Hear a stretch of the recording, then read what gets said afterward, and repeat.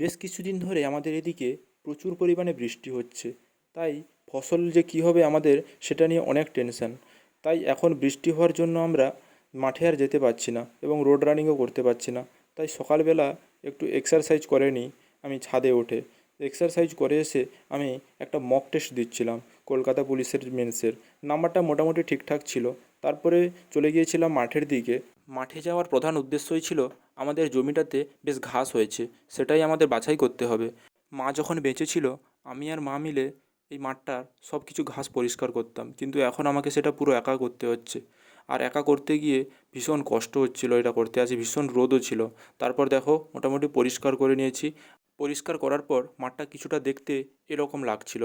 তারপর বাড়ি এসে দুপুরে খাওয়ার জন্য রান্না বসিয়ে দিয়েছিলাম।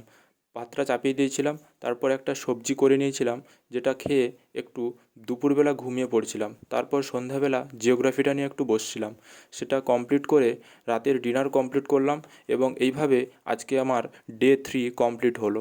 সবাইকে ধন্যবাদ ভিডিওটি দেখার জন্য।